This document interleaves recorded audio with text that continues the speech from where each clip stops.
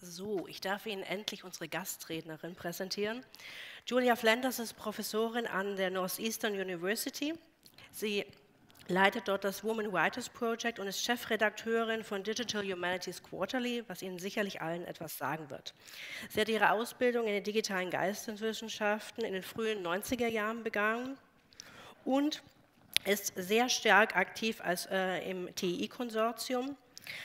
Arbeitet in Zahlen, digitalen Geisteswissenschaften, Projekten konzentriert sich mit ihren Forschungsinteressen dabei insbesondere auf Datenmodellierung, Textwissenschaft und Kuration geisteswissenschaftlicher Daten. Und Sie kennen sicherlich das Buch, was sie zusammen mit Jahrestagung herausgegeben hat, was auch ein sehr interessantes Buch zur Datenmodellierung ist. Mit ein Grund natürlich, warum wir Sie gerade bei unserem Tagungsmotto gebeten haben, die Eröffnungskeynote zu halten, mit Ihrem Vortrag heute zum Thema From Modeling to Interpretation. It's your stage.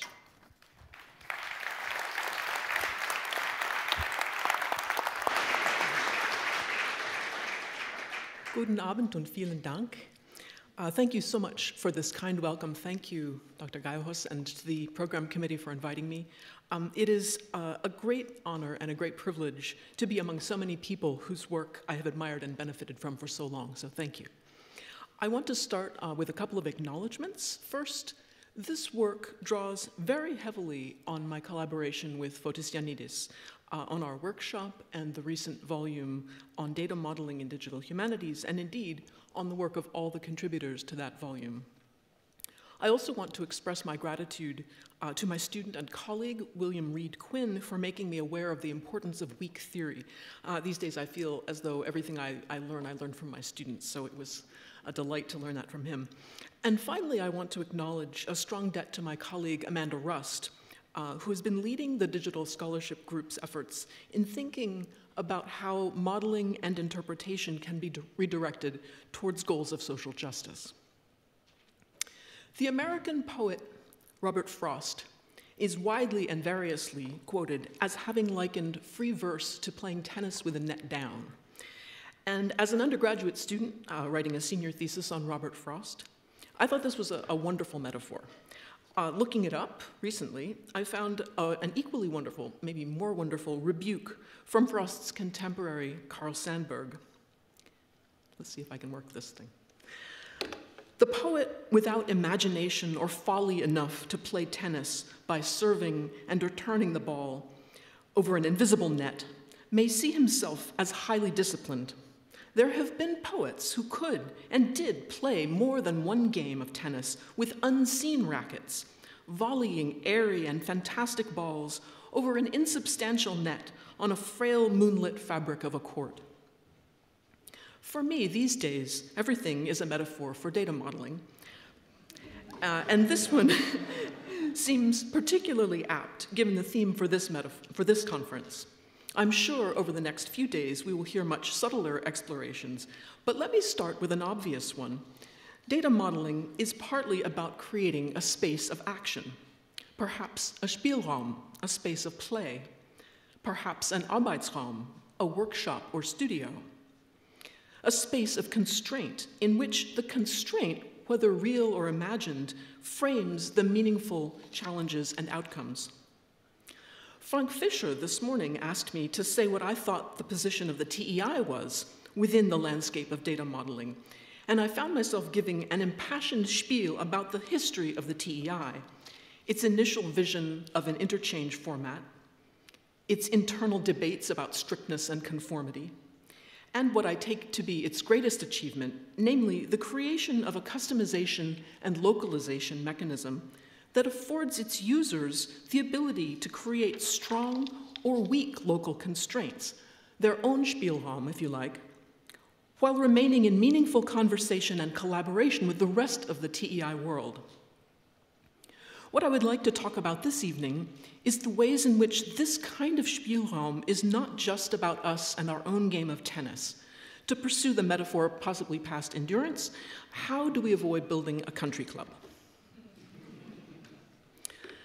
The foundational work of information modeling is curatorial. That is, it is substantially directed towards goals of creating information resources that can be used as reference or foundation for research and interpretive work. For example, critical editing intensifies the formal conventions of typography, which I saw modeled up in the museum upstairs just a few minutes ago, to model a multidimensional universe of texts, including their differences and the commentary upon them, from the variorum editions of the 17th century to the digital editions and archives of our own time. A second example, metadata and information organization about collections of documents, including systems like the random access card catalog attributed to Baron Gottfried von Swieten at the Austrian National Library, with its categorization of books through author, title, date, subject, and then further formalization of additional information, leading ultimately to standards like MARC, RDA, and to the metadata information models that are now so prevalent in digital humanities. Modeling, in this curatorial sense, is strongly future-directed and also strongly rule-oriented. It envisions and anticipates forms of order and action towards which it strives. And it can thus also be understood as a tool of power, a world-making tool. It establishes a formal framework within which each individual semantic unit has its meaning, and it typically results not only in a schema for that framework, but also prescriptive documentation. If we recall Christoph Schoch's characterization of two core types of humanities data, big data and smart data, then modeling is the hallmark of smart data, data that is explicitly structured, shaped by a formal model, and that is also clean, not only in the sense that it is that noise and erratic information that is at odds with that model has been eliminated, but also in that we possess a consistently executed theory of the data. The data and its constraint systems form an internally consistent statement about the world, nothing out of place. Christoph's analysis counters smart data with big data, which lacks such modeling, although it does express models in another way, a topic for an entirely different paper, one which I hope to hear sometime in the next few days. But both big data and smart data seek to offer insight into what Weichi Dimmock calls strong theoretical approaches, high-level ways of accounting for literary phenomena, historical phenomena, and so forth, periodization, genre, geography, influence, historical contextualization, and so forth. Phenomena that exercise a totalizing explanatory force. Dimmock's article explores the ways in which weak theory might bring new insight into a field dominated by strong theoretical approaches. And she situates this dynamic within the history of science, in particular, the debate between Robert Boyle and Thomas Hobbes over the status of experimental science, described in fascinating detail in Chapin and Schaffer's 1985 book, Leviathan and Air Pump. In strong theory, as Dimmock puts it, quoting Pierre Bourdieu, every individual instance is a manifestation of the field as a whole, in which all the powers of the field and all the determinisms inherent in its structure and functioning are concentrated. Large-scale arguments about political and cultural institutions can be invoked as homologies for the small-scale structures of words. This could read as a good description of the relationship between the modeled instance, the encoded document, and the schema that regulates it. And the application of models of this sort produces a clear boundary between what is valid and what is not, in the way that the data schema defines a clear interior and exterior, and exercises a kind of definitional infallibility in assigning instances to one or the other space. Models of this kind struggle to account for or accommodate exceptions when used in their most characteristic role as arbiters of consistency in support of large-scale data regulation. Probing the entailments of such approaches and invoking Bruno Latour for his attention instead to a more centrifugal networked geometry of agency and theory, Dimmock proposes weak theory as a way of dispersing and localizing our explanatory work, getting away from sovereign axioms and focusing instead on associative connections, local mediation, and site specificity. As she puts it, these dispersed, episodic webs of association, not supervised and not formalizable, make it an open question what is primary, what is determinative, what counts as the center, and what counts as the margins. A paradigm such as this is fundamentally different from the causally singular closed-circuit totality of Hobbes. Let us turn now for a moment to interpretation. I'm fascinated by an early symptomatic moment from some of the earliest discussions that accompanied the development of the TEI guidelines, in which the relation between modeling and interpretation emerges as a high-stakes design issue. The first version of the guidelines, P1, was released in November 1990, and a few months later, in February 1991, the TEI's Literature Working Group circulated a report on the TEI listserv titled Critique of the TEI Guidelines. I want to draw attention to two key points made by the critique's authors. First, that the shareable information the TEI seeks to model for purposes of exchanging digital data resources does not and should not involve interpretive information. Quote, literature scholars are not interested in fact, many object vehemently to, the perspective of obtaining texts which already contain explicitly or implicitly literary interpretations. And second, that there is an important separation of concerns based on professional identity, in which interpretation is identified with the work of the scholar rather than the coder. It is recognized that all coding can be seen as a kind of interpretation, but a fundamental distinction must be made here. A certain character is or is not in italic.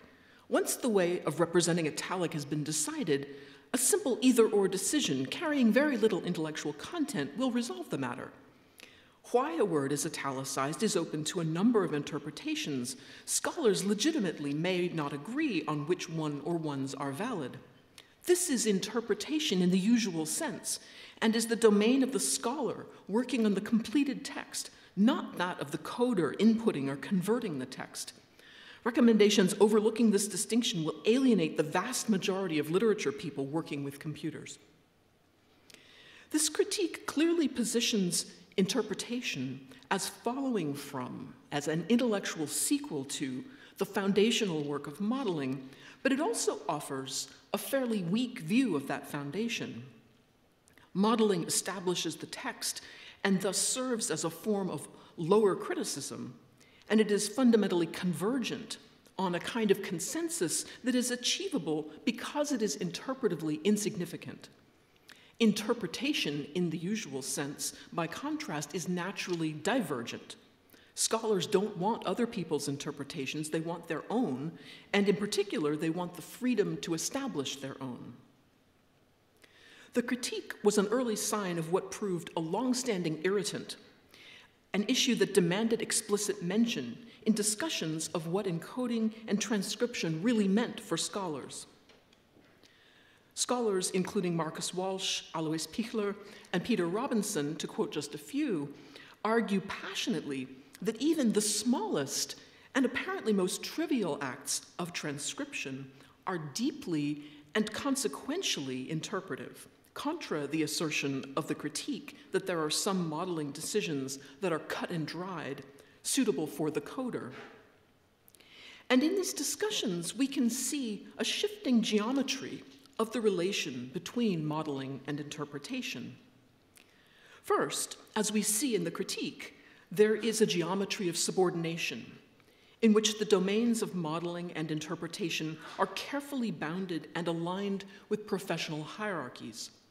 Modeling here is a diminished and subservient activity that does not foreclose any interpretive options and does not constitute a competition with scholarly interpretive power. but it nonetheless has the potential to erupt disobediently from its proper positioning if it is accorded the power to take interpretive license.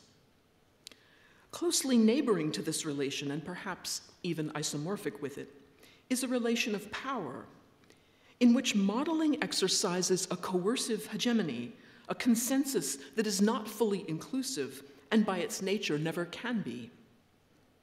Interpretation establishes and operates within a space outside of this constraint. This relation is also acknowledged in the critique. The authors point out the future likelihood that the TEI guidelines will be a standard, not simply a pathway for exchange, and that as such it will accrue the power to compel conformity. Indeed, they note a natural tendency for standards to emerge in this way. The workgroup understands that the TEI is proposing a coding system for interchange, not entry of texts. We realize also that many things are suggested as options, not as requirements. It must, however, also be recognized that simple considerations of efficiency will tend to foster the use of TEI codes at the local level. ASCII was originally proposed as an interchange code. It is now a standard for alphanumeric representation. The very polished and comprehensive nature of the present guidelines also means that there will be a tendency for them to become standards, both for interchange and local processing, and even data entry, very prescient. By a similar process, optional codes, in the absence of a clear distinction between the optional and the required, will tend to be considered as recommended or required, in spite of occasional or implicit indications to the contrary. Because of the way it relocates power into the modeling activity, this relation also brings into visibility the ways in which modeling influences interpretation by constituting the informational field it has to work with. But its coerciveness, here at least, operates at a practical rather than a theoretical level. The model here is not yet being accorded the status of ideology. More recent debates over the role of theory and cultural criticism in digital humanities have elicited stronger statements, ranging from Susan Smullyan's blunt, "The database is the theory," to much longer explorations of the political inflections that may inhere in deep technical systems from scholars like Tara McPherson and Fiona Barnett. In their position, modeling is not only accorded the status of strong theory, but is also aligned with external ideological forms of hegemony that go beyond disciplinary consensus. Interpretation, in this view, struggles with the model not only in specific research contexts, but also almost universally. Our interpretive options are taken to be severely circumscribed by discourse and subject positioning, as well as by the modeling of our information resources. A less stark version, informed by current digital humanities working practice, would construe the relation between modeling and interpretation as one of reciprocity and co-construction, in which modeling and interpretation are engaged in a fundamentally dialogic and iterative process of knowledge creation. This vision also aligns with the ways in which digital humanities has adopted increasingly hybrid and collaborative professional roles, tending to blur the clear mapping of responsibility for modeling and interpretive work. The historical tendency, then, in digital humanities has been to accumulate power in our models to gain the situational advantages of strong modeling. For example, the value of consistency and conformance to shared standards in supporting data interchange, the value of a model as an expression of theoretical positioning, which is important in establishing this branch of digital humanities as genuine research. And as Michael Spurberg-McQueen has argued in his contribution to The Shape of Data, a model of this kind provides a basis for formal debate and analysis. The stronger the model and the better it regulates its field of information, the more substantively and unambiguously that debate can take place. But with those advantages fully acknowledged, Researchers in digital humanities have also sought ways to mitigate the brittleness and coerciveness of strong models. David Birnbaum, quite a long time ago, gave a talk at the 1997 ACH-ALLC conference titled "In Defense of Invalid SGML," in which he noted the tension between the original goals of SGML to regulate the creation of new data and its use in a humanities context to structure the representation of pre-existing documents. And in this latter case, he notes, the source document may actually contain authentic violations of the logical structure that the schema seeks to enforce, which constitute important archaeographic information in their own right, even though they are errors. The central drama of his paper revolves around the conflict between the schema as a legitimate model of the document's own true and intended structure and the document's own violations of that structure. And these violations cannot simply be corrected, lest we lose the valuable information they offer, but neither can they be allowed to loosen the overall schema constraints, since that would constitute another loss of information about the document's true structural intentions. Birnbaum's solution, as suggested in his title, is that we permit invalid SGML markup to circulate as meaningful data, with the resulting error messages serving as a kind of formal acknowledgement of the friction between model and instance. Birnbaum's paper highlights the difference between descriptive and normative approaches to modeling humanities data, and this distinction has also played an important role in defining the contexts where the strongest forms of modeling are appropriate. First of all, those where the goals of constraint are so paramount that we are content to sacrifice variation. For instance, where data must operate within a functional framework that cannot be modified, such as a library catalog or a large public information network like Europeana or the Digital Public Library of America. And conversely, there are also contexts where a weaker model, so-called, better suits our purposes.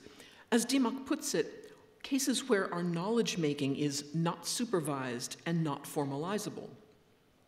This might be in cases where the material being modeled resists alignment across instances, for instance, the kind of genre disobedience that Birnbaum describes.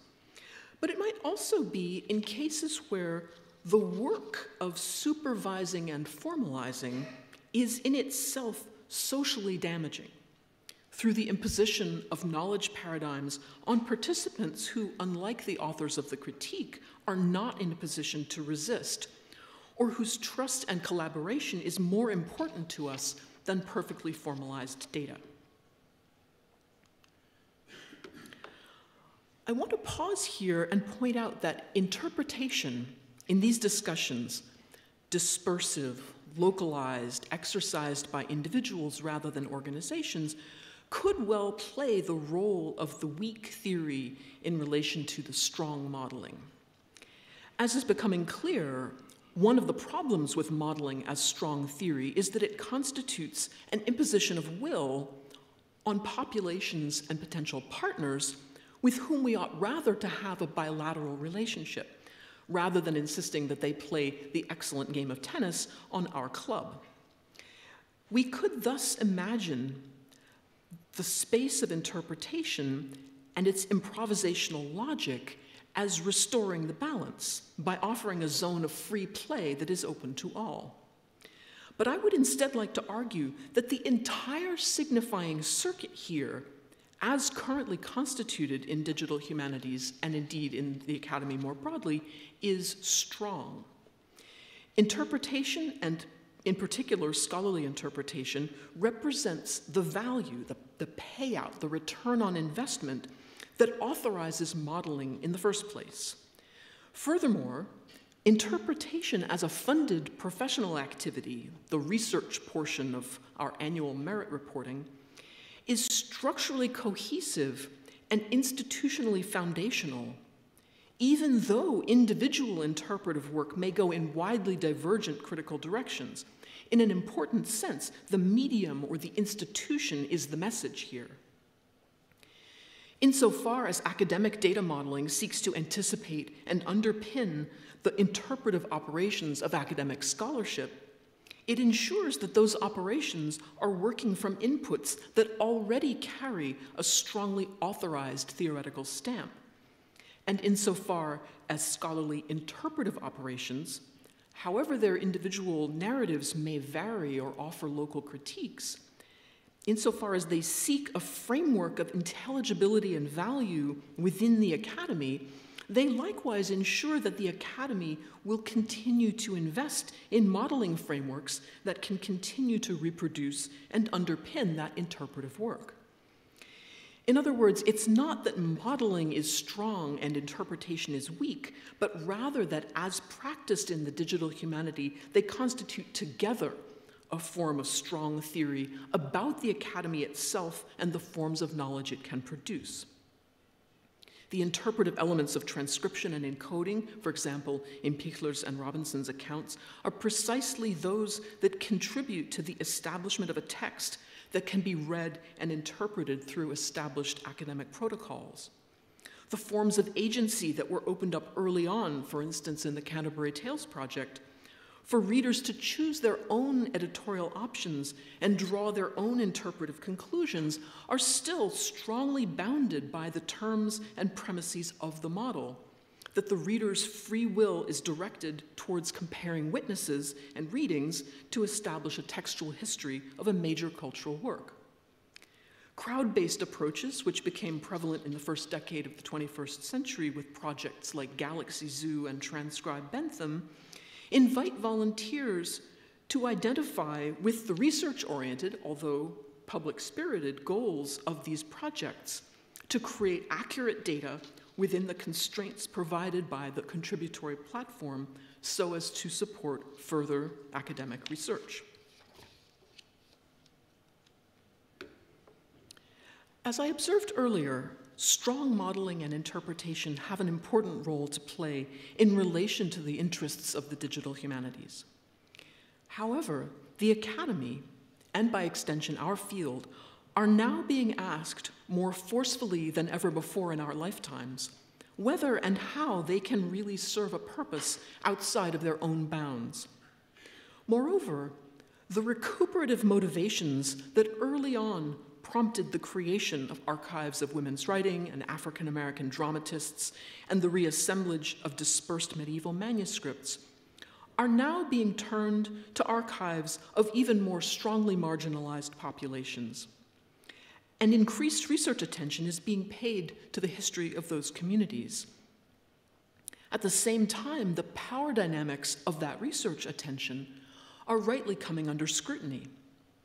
So as we turn our attention to public audiences and to partnerships with communities outside the academy, we need to shift tactics and reimagine what both modeling and interpretation are for and whom they're for to disrupt their closed circuit of meaning. In particular, to the extent that interpretation can be a space of dispersive, open-ended agency, we need to be prepared to open that space up to interpretive work that may be deeply unfamiliar, unauthorized, critical, even antagonistic.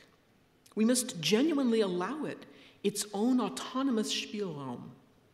And to the extent that modeling approaches thus far have operated through standards that enforce consensus, we need to be prepared to open up the process by which that consensus is achieved. Eve Sedgwick, in a 1993 essay titled Paranoid Reading and Reparative Reading, identifies weak theory with reparative modes of reading, that is, reading that is aimed at constructing provisional, contingent narratives that seek wholeness rather than analytical accounts of power. And if prompted by this idea, we look to domains like community-based archiving that are practicing and theorizing a reparative agenda, we can find a set of principles that can help guide our own work in that direction. There's a tremendous amount we can learn from community-based archiving that applies well beyond that domain.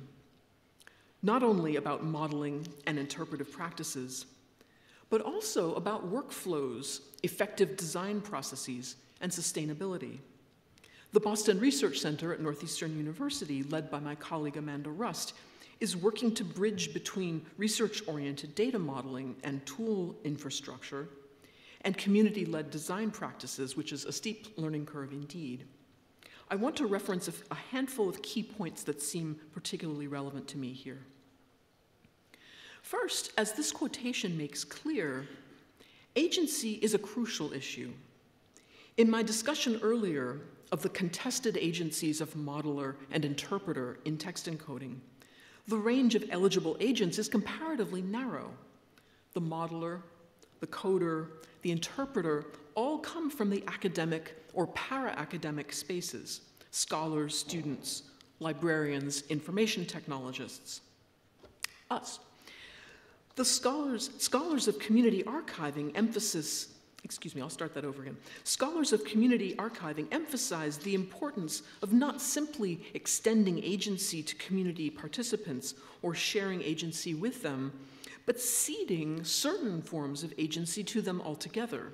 For example, the right to control access to culturally sensitive materials, the right to control the ways those materials are described, modeled, and interpreted. Going beyond this, scholars such as Michelle Caswell and Jessica Tei propose that we consider archival records themselves as agents, and also as conferring agency upon their users and readers. And other scholars, including Stacy Wood, Marika Sifor, and Ricardo Ponzalan, have shown the importance of also considering those represented in the records as agents. This has the effect of establishing the right to be considered a stakeholder that can be understood as inhering in the fact of being represented in cultural materials.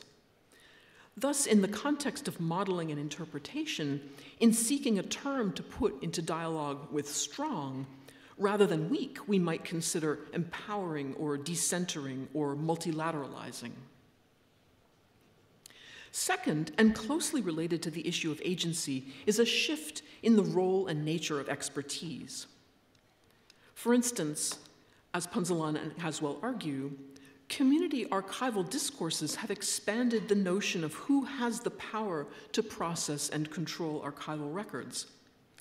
To encourage larger societal participation in archival endeavors, archivists are called to relinquish their role as authoritative professionals in order to assume a more facilitative role. There's a strong emerging body of work from Indigenous community organizations, such as the Plateau Peoples Portal, that places institutional catalog records and descriptions next to tribal records and descriptions and community-contributed tags and comments, thereby establishing parallel spaces of authority. And tools like the Mukatu content management system, developed by Kim Kristen, provide explicit systems for this kind of community-driven modeling, description, and interpretation. This diversification of authority may be harder to imagine and also needs to be understood within multiple vectors of power. Archivists and digital humanities practitioners are in many contexts encouraged to insist upon their distinctive expertise as a way of strengthening their position vis-à-vis faculty collaborators, while at the same time they're being asked to diminish that expertise and authority vis-à-vis citizen archivists, so they find themselves in a funny double bind. Thirdly, specific techniques have been identified that can inflect our modeling practices to balance conceptual economy and elegance, as Eve Sedgwick characterizes strong theory, with goals of empowerment and diversification of authority. As much as we may feel strong affinity for the principles of clean, smart data articulated in Christoph's article, we may also take insight from Trevor Munoz and Katie Rawson in Against Cleaning, where they recommend ways to preserve the original modeling that may come to us as noise, but may also carry important traces of the values and descriptive agendas of the original data creators. As they point out, linked open data may offer new opportunities for localization that avoid erasure of local knowledge systems. Rather than focusing our modeling efforts on establishing normative information structures and standards, projects like Documenting the Now and scholars like Lauren Klein suggest that we might focus on representing entities and relationships between entities, and in particular, on representing missing, invisible, and silenced voices. And to the extent that we still do need such large-scale structures and standards, Stacey Wood and her co-authors emphasize the importance of contingency and uncertainty in descriptive standards. And they note that standards like CDOC, for example, support the pluralization of entities, for example, in the context of provenance and other forms of agency, but does not yet support contingency and uncertainty in description. And as they say, descriptive standards must be better able to express relationships where contingency and uncertainty are defining factors. Finally, numerous scholars, for example in the discussions at Northeastern University's Design for Diversity forums, have observed the importance of adapting our modeling processes as work processes so that they are more porous and welcoming to participants who have not traditionally been included in our working groups, task forces, and design meetings. Such adaptations might include the same shifts in tone and pace that are now identified as good practice for accommodating colleagues in workplaces that are more diverse in class, gender, race, and neurodiversity. But they also require larger shifts, for example, shifts in funding structures, work planning, and project ownership. There's a lot to think about here, and I come to this conference as something of an outsider who nonetheless has observed and admired, and to a limited extent even participated in some of the work being done by this community. And I look forward very much to thinking with you further about how we might adapt and broaden and reshape our modeling and interpretive work so that it can respond to the changing demands on the digital humanities, indeed, the academy as a whole. I welcome your questions and ideas. Thank you so much.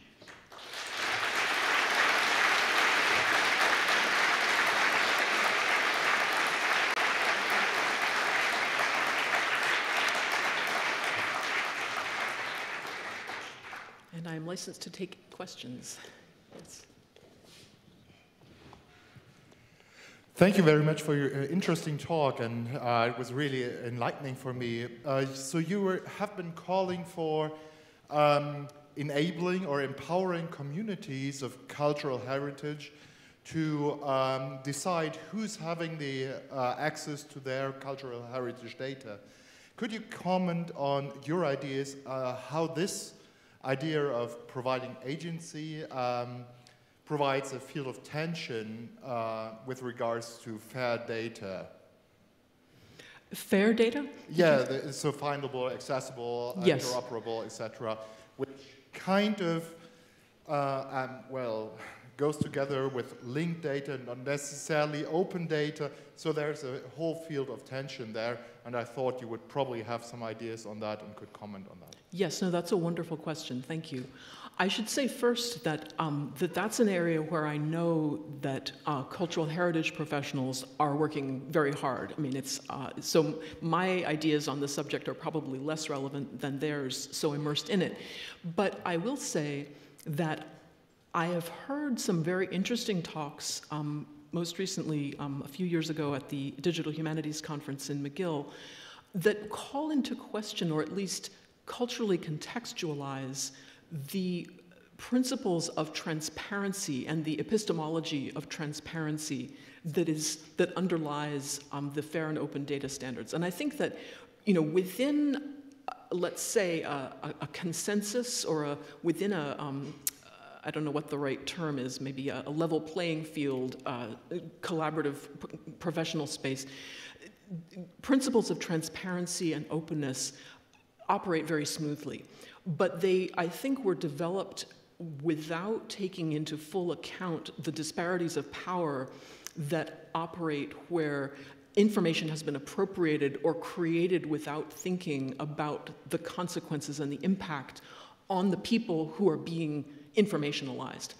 And there's been a lot of work done lately. My colleague Moya Bailey at Northeastern works very much on hashtag activism and does a lot of work thinking about the kinds of visibility of people, right? Not just information, but humans, that results when scholarly attention is paid to people who are, going about their normal lives.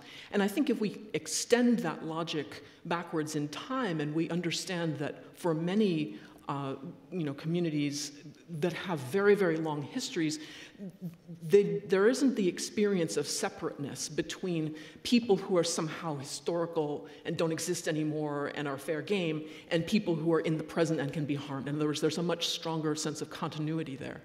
And so it seems to me that, and I think that's attested as well in the materials from Caswell and Poncelan, that the sense of understanding the agency even of people centuries in the past, and the ways in which those people still resonate with their descendants, that's an important move.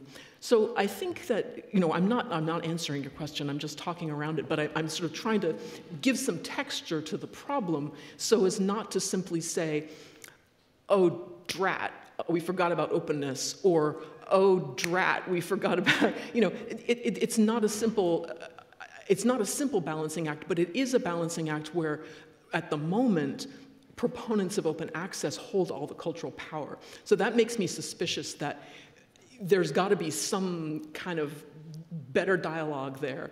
And I think that there may be, and I'm sure smarter, more well-informed people than I are already drawing up protocols that say, control over what information is put into play, control over whose information is put into play belongs with those people.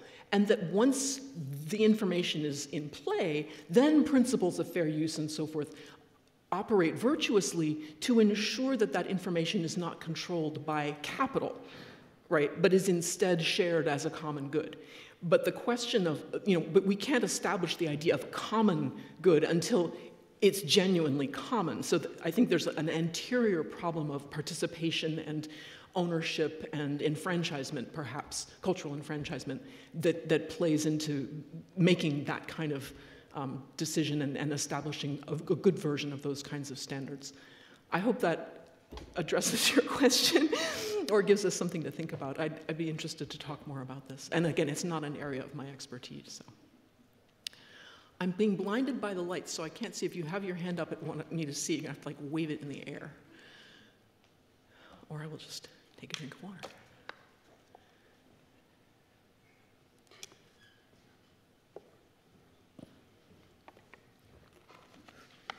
Yeah, thanks a lot from me as well. Wonderful talk. Thank you.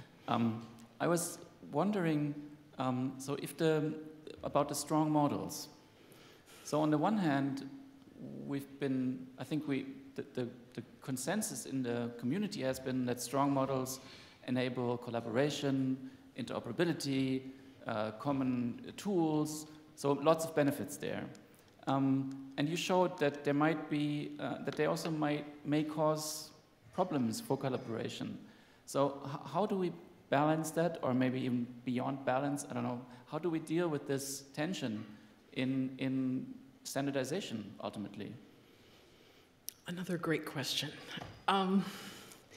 So I should have a good answer for this. You should be able to wake me from a sound sleep, and I should be able to give you an answer to that one. I think what models accomplish in favor of collaboration is mutual intelligibility, right? And efficiency of communication, right? They eliminate the pointless, accidental misunderstandings and disagreements about what to call something that we all agree upon. I think where I see them causing difficulties for collaboration is when there are strata of, I want to say something like granularity, which most typically, in my experience, arise from different levels of resources. In other words, if I'm collaborating with a project next door, and we fundamentally agree on the nature of things, like, metadata for women's writing in early printed books or something like that. The thing after that we're most likely to disagree on is how much we can afford to do. Because, the Women Writers Project is a well-resourced project that has no end in sight, and we're just going to keep whacking away on that thing until we're done, and we can dream big, whatever. But, the project that's trying to get off the ground with, one graduate student and needs to show some results because they have a tiny grant and they promised the dean and, whatever. That for them, that level of, that model is a burden and it's an obstacle. And, we can work our way around that through workflow and things like that. But ultimately, I think that's something that we need to think about. And, the TEI, I think, has had in its many years versions of that conversation where it talks about the level of work burden and in a way, there's an epistemological version of the practical burden, which is how much can you afford to know about the things that you're modeling? So that's one thin slice of an answer. I feel as though one could go much further and talk about problems of mapping language onto concepts and the slippages that come when you try to collaborate across epistemological spaces or across cultural spaces. But I'm just going to gesture at that answer for the moment, and we could follow up.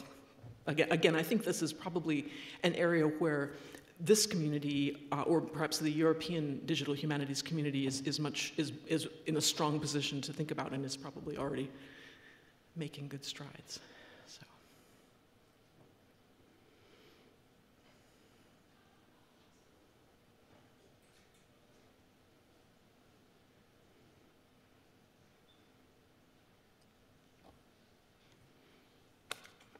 One last question before dinner.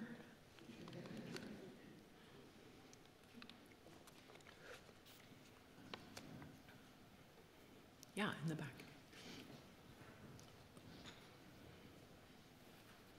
I hope this doesn't mean that everything I said was either deeply obvious or deeply disturbing. Thank you. Do you think it's an illusion to seek for a general or generic model?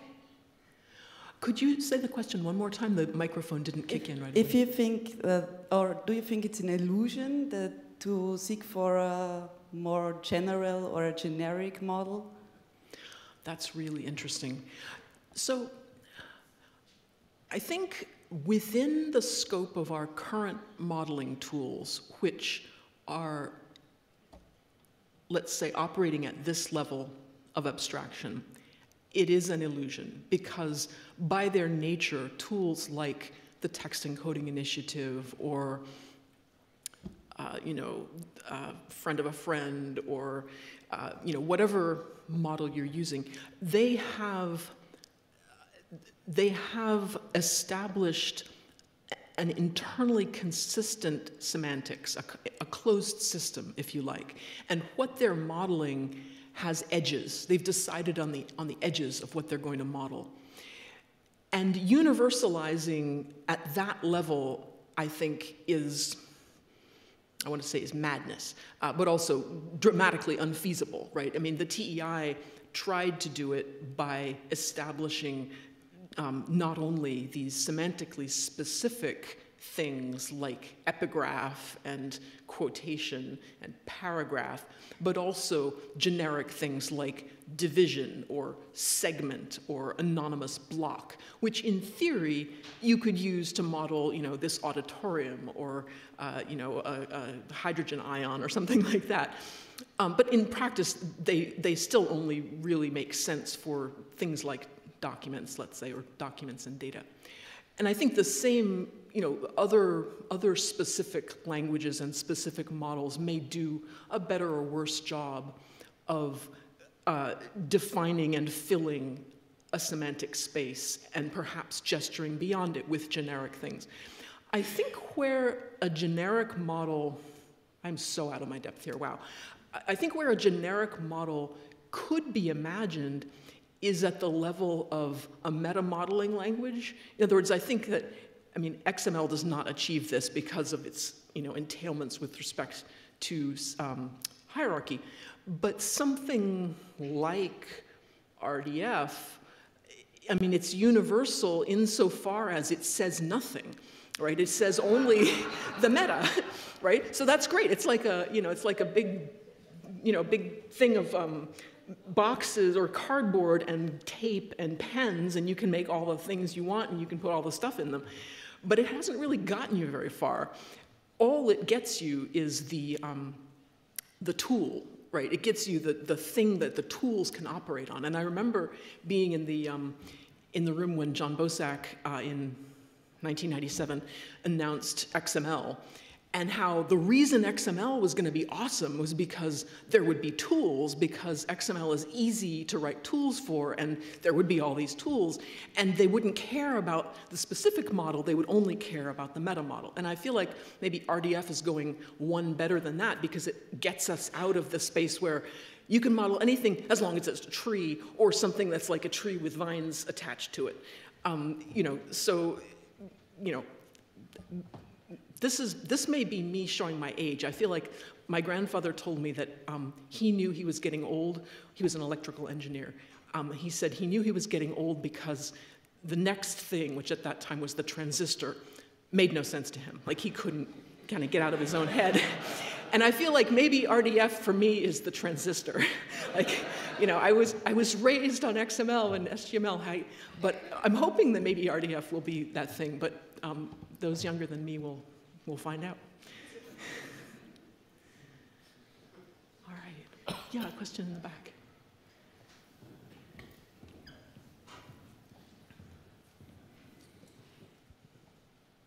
Thank you.